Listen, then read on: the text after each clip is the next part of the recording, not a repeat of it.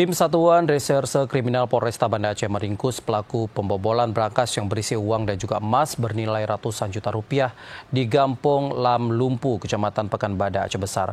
Dari aksi tersebut, pelaku berhasil meraup uang hingga 280 juta rupiah. Pelaku berinisial MUA berhasil dibekuk tim reserse kriminal Polresta Banda Aceh di salah satu hotel di kawasan kota Banda Aceh. Pelaku diduga melakukan pembobolan brankas milik salah satu warga Gampong Lam Lumpu, Pekanbadak pada tanggal 30 April tahun 2025 lalu. Dari aksi ini pelaku berhasil membawa kabur uang dan emas senilai 280 juta rupiah.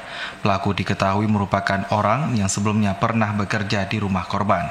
Kapolresta Banda Aceh Kombes Pol Joko Heri Purwono mengatakan, dari penyidikan petugas pelaku mengaku hasil curian sebagiannya dijual dan digunakan untuk kepentingan pribadi. Sisanya sebesar 152 juta rupiah lebih kini diamankan sebagai barang bukti kasus ini. Selain uang hasil curian, petugas juga mengamankan 2 mayam cincin emas, 3 batangan emas, telepon genggam hingga motor serta cangkul yang digunakan pelaku untuk membobol brankas tersebut. Jadi kronologinya ini tersangka yang sudah kenal dengan kondisi di rumah itu karena pernah bekerja sebagai tukang di rumah itu. Dia masuk secara paksa dengan cara merusak ya, itu di rumah itu. Kemudian dia langsung menuju ke tempat kamar utama. Di situ ada berangkasnya dan saya yakin juga tersangka sudah tahu kalau di situ ada berangkasnya.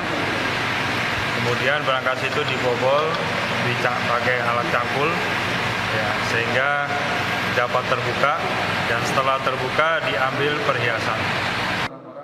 Akibat perbuatannya dan guna penyelidikan lebih lanjut, saat ini pelaku ditahan di Mapolresta setempat. Pelaku juga dijerat dengan pasal 363 ayat 1 ke 5 KUHP tentang pencurian dengan pemberatan dan diancam dengan hukuman paling lama 7 tahun penjara. Dari Banda Aceh, Muhammad Ilyas, TVRI Aceh melaporkan.